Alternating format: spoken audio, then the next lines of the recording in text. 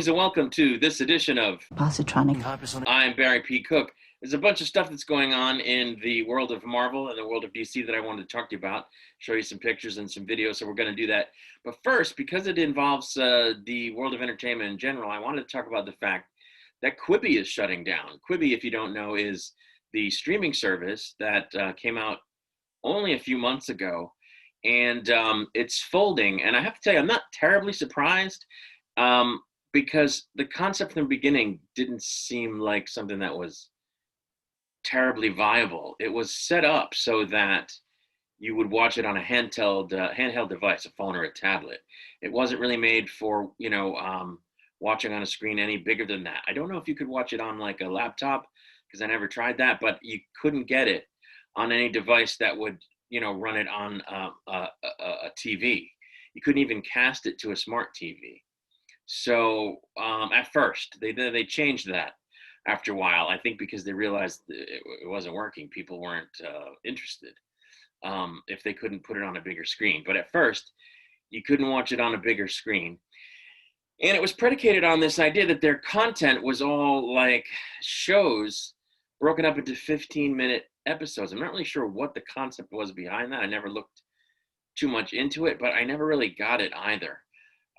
I did watch a couple of things on there. There was one show called Dummy with Anna Kendrick, where she basically develops a relationship with a sex doll.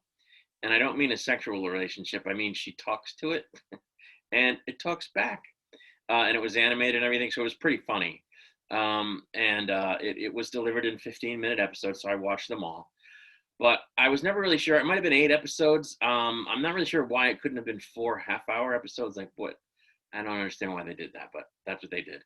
The other thing I watched on there, I watched with my wife. It was Kevin Hart's project called Die Hart, where he's basically playing himself as an actor, trying to become more of an action star, more of a male lead, in a drama type situation.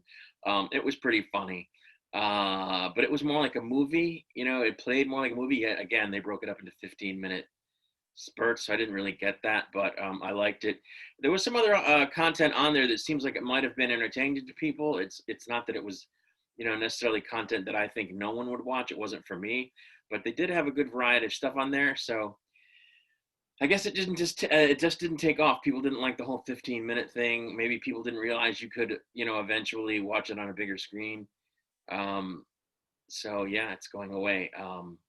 And you don't see that a lot in the world of streaming services, right? Everyone that they launch seems to stick around, at least as far as I can remember. I can't think of any that have failed, although DC Universe isn't doing that great, right?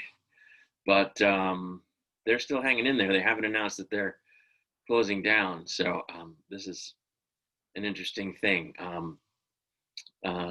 Oh well, Quibi, we hardly knew ye. That's the second time I've used that phrase in the last couple of days. Kind of strange. Anyway, I used it in the last video, right? I said, Carol, we hardly knew ye. Anyway, so I just wanted to make note of that because it's an entertainment world thing. But moving along, I want to talk about what's going on in Marvel and DC. We'll start with Marvel. Sony has come out and said that there isn't any truth to the fact that Maguire and Garfield will be reprising their role as Peter Parker Spider-Man in Spider-Man 3. So, who knows if that's true, right? Paramount denied that Benedict Cumberbatch was playing Khan in Star Trek Into Darkness. So we'll just have to see. It may just be something they want to keep under wraps, and try to play down so that nobody's expecting it, and then they can still sort of surprise everyone when it comes out. We'll see. Deny it, then actually do it, and people will be like, oh, what? I thought it wasn't going to be it. I don't know, but we'll have to see whether or not that actually happens. Just to jump off of that story real quick, while Tom Holland will not be sharing the screen with Maguire and Garfield in Spider-Man 3, he will be playing Nolan North. Yeah, right. He will be playing the titular character of the Drake's Fortune games in a new movie in which they should have cast Nolan North. but I guess he's older than the demographic they're going for, right? So uh, he didn't get the part. But anyway, Tom Holland is going to be playing, Drake, Nathan Drake, in the movie version of Drake's Fortune. I think he's too young. We're gonna have to see how they play it. I don't know why they couldn't have gotten, like I said, Nolan North's probably a little old and he's not known, I guess, enough. They didn't think people would go see it, maybe. I don't know why they didn't cast Nathan Fillion. He would have been good in the part. He starred in a fan film version of Drake's Fortune, and it was pretty good. I don't know. Maybe they think he's too B-list. I don't know. Anyway, that's happening. Some pictures have been released, so we'll put those up there. In more Marvel news, Tatiana Maslany has denied that she's been cast as She-Hulk. And that's kind of a bummer because I really, really like her and I want her to play this part. Because it's high profile. I think it'll be good for her career if it's a good show. And she's just awesome. So I'd watch her read the phone book. So I hope that it isn't true. I hope she has actually been cast. There's some speculation that she's only denying it because, again, the producers are trying to keep that information on the down low until they can use it for maximum advantage. There's some speculation that there's a big investor conference call coming up, and maybe they're saving that, to trot that out during the conference call or something like that. Who knows? But she's, I guess, denied it, which, like I said, I think is a bummer if it's true. But we'll have to see. She's either cast in it or she isn't, and time will tell when the show comes out. In yet more Marvel news, Crooked Llama is reporting that they have heard that Nick Cage has been approached about playing Ghost Rider in some project or other that would be part of the MCU. So they're thinking about bringing Ghost Rider into the MCU, according to Crooked Llama, and they have approached Nick Cage, supposedly. No word on what he said. Nothing's, been written down and contracted, but that's the story. So we'll have to see if that happens. I really don't know why they want to do this. I don't think was great in the part. My understanding is that most people don't think he was great in the part. And the movies were not exactly super duper awesome blockbusters on the scale of the Avengers films. So I don't know what they're thinking, why they would want to do that, but that's the rumor. And once again, we'll have to see how that goes. But let's talk about some DC news. Apparently, Robert Pattinson's The Batman is back in production after his illness with the you-know-what. And there's some set photos that have been released. Here we can see Colin Farrell playing Oswald Cobblepot, the Penguin. And wow, does he look different? I would not have thought this was the Penguin if you didn't tell me it was a Batman movie and, that he was a villain.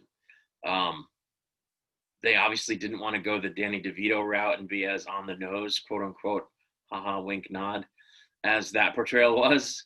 But they did do a little bit with his nose, but it's not quite as extreme as what they did with Danny DeVito. But so you can see the set photos there with Colin Farrell as the Penguin.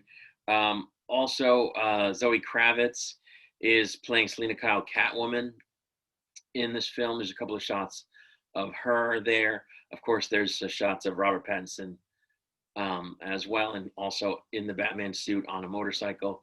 The really cool picture of him in costume as Batman looks like he's on some kind of clock tower building, and he's about to glide off of it as Batman, and he's got the wingsuit on. So it'll be interesting to see how that goes. Of course, that might not actually be Robert Pattinson. It might be the stunt guy, but it's Batman. We don't know. But that'll be an interesting scene anyway in the movie. So I thought it was cool that was in there. So that's moving along. Of course, it's been moved to 2022 because of a combination of, probably the theaters not being open. And Robert Pattinson was ill there, I guess, for a short time. So That's moved up to 2022, but hopefully we'll eventually get to see that.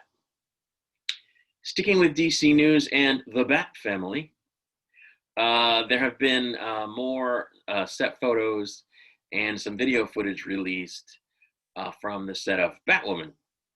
So we're going to run that. There's not a whole lot going on in this footage. It's basically her getting out of her new Batmobile and walking over to someone that's down on the ground, either a suspect or a civilian that needs help.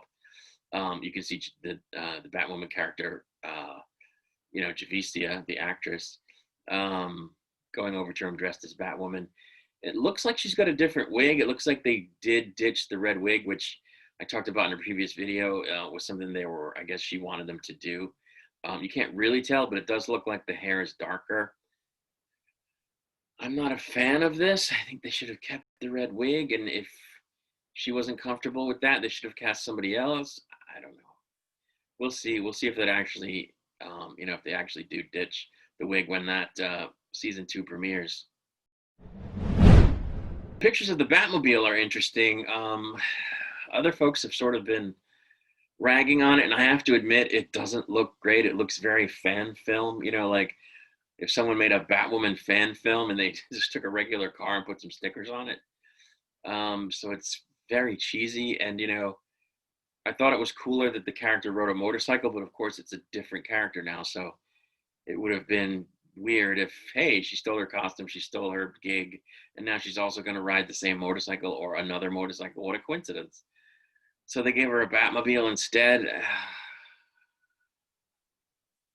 I don't know. It looks a little cheesy. I'm not convinced that some of the stickers, the ones over the headlights, aren't some kind of apparatus that's there so that they can put CGI on the car in different spots, maybe like a grappling hook thing or some kind of sonic device, or I don't know, who knows? I guess they don't use guns, right? Batman. I don't know. Does she use a gun? I don't even know. But I don't think that that's how the car's going to actually look in, after the post-production process. I could be wrong. But anyway, that's going down. And it is what it is. We're going to have to see if that show is any good when it debuts.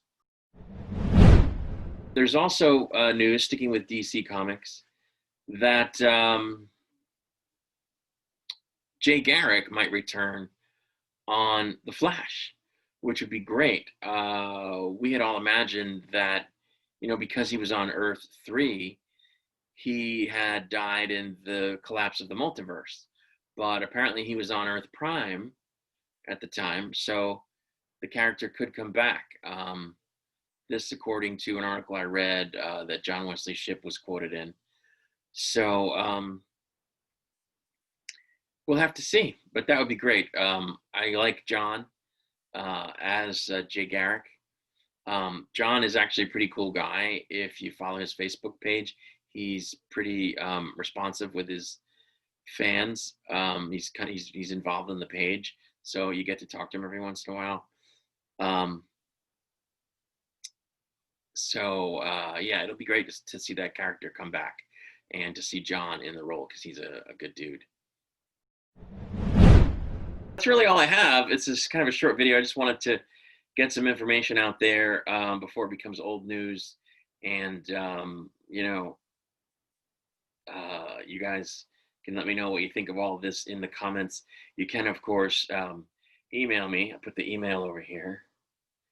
You can send me a tweet on the Twitter.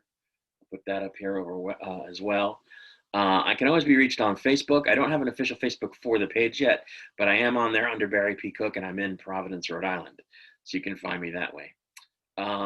I'll definitely be back with my review of the third season episode, the third season episode of Discovery when that comes out, just about a week from now.